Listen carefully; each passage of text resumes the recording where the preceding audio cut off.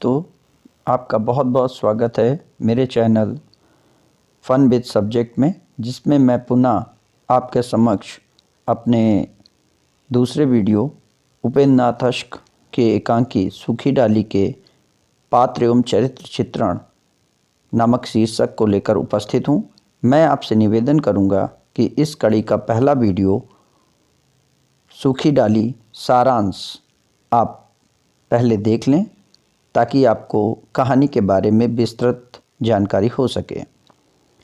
सूखी डाली उपेंद्र नाथ अश्क के द्वारा लिखा गया एक सामाजिक एकांकी है, जिसमें दादा मूलराज के परिवार को लेकर के एक सामाजिक और व्यक्तिगत स्वार्थ या सामाजिक प्रतिष्ठा की बात को दर्शाया गया है। सूखी डाली के प्रमुख पात्र दादा मूलराज हैं। दादा मूलराज अपनी 72 वर्ष की उम्र पूरी करने के बावजूद भी आज स्वस्थ, संपन्न और प्रभावशाली हैं। दादा मूलराज कहानी के सबसे प्रमुख और घर के सबसे वरिष्ठ सदस्य हैं, जिन्होंने पूरे परिवार को एकता के सूत्र में पिरो रखा है। सबसे बड़े बेटे के शहीद होने के बाद 1 मुरब्बा से 10 मुरब्बा ज़मीन बनाना, परिवार को सामाजिक और आर्थिक राजनीतिक तौर पर सक्षम बनाने का काम दादाजी ने बखूबी किया है।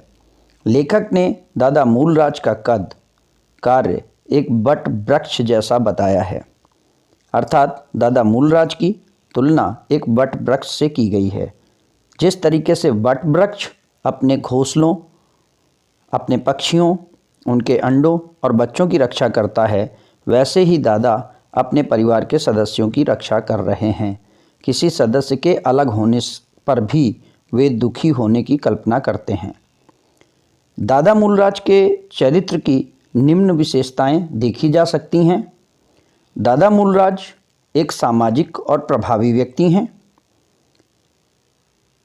अपने परिवार के मुखिया के तौर पर वे अधिकार युक्त शासक के तौर पर काम करते हैं। दादाजी द्वारा सभी से जानकारी लेने के बाद निर्णय लिया जाता है, जो कि उनके अच्छे प्रशासक होने की बात दर्शाता है। दादा मूलराज न केवल सामाजिक प्रशासक हैं, परिवार के सक्षम और समर्थ व्यक्ति हैं, बल्कि एक दूरदर्शी व्यक्तित्व भी रखते हैं।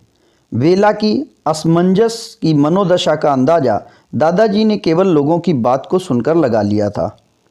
दादाजी के दूरदर्शी होने की निशानी है यह बात कि वो बेला की मनोदशा को जान चुके थे। मनुष्य स्वभाव के अनुभवी हैं।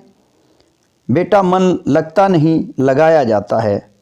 स्वस्थ और शांत व्यक्तित्व हैं। परेश नायब तहसीलदार है, बेला का पति है, परिवार का सबसे छोटा और सफल व्यक्ति है। परिवार के सबसे छोटे और सफल व्यक्ति परेश का पात्र भी कहानी में प्रमुख भूमिका रखता है।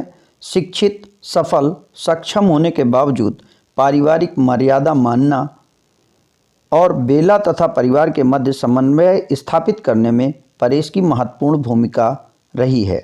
दादा मूलराज भले ही प्रशासक हैं, लेकिन परेश उनका सम्मान करता है और उनकी बात का अनुसरण भी करता है। परेश के चरित्र चित्रण में निम्न विशेषताएं पाई जाती हैं। परेश एक सफल और शिक्षित व्यक्तित्व है। नायब तहसीलदार होना उसकी सफलता दिखाता है। समर्पित पति है। परेश एक समर्पित पति है। दादाजी से बगीचे वाला मकान मांगता है। समझदार इंसान है और सामाजिक व्यक्ति है। छोटी बहू बेला का चरित्र चित्रण दादा पोते परेश की बहू और इंदू की भाभी है। वह बेला परिवार की सबसे नई और सबसे अधिक पढ़ी और सुसंस्कृत महिला है। अच्छे और आधुनिक परिवार की बेटी होने के कारण बेला सदस्यों के साथ समरसता नहीं बिठा पाती। संक्षेप में बेला के चरित्र की निम्न विशेषताएं हैं। शिक्षित और सभ्य महिला होना, तार्किक और विवेकवान महिला होना, बुद्धिमान और विनयशील, और अंतिम विशेषता के तौर पर उसमें हम सामाजिक और सहयोगी स्वभाव को देखते हैं। बेला का चरित्र कुछ मायनों में एक आधुनिक महिला का चरित्र है, जो परिवार में आने के बाद यह चाहती है कि परिवार में उसे समझा जाए, सराहा जाए और उसकी प्रशंसा की जाए। बेला भी उसी स्वभाव की मालकिन है। सूखी डाली बेला को ही दिखाया गया है। बेला के कथन जिससे कि उसकी विशेषताएं झलकती हैं। काम लेने का ढंग उसे आता है जिसे काम की परख हो।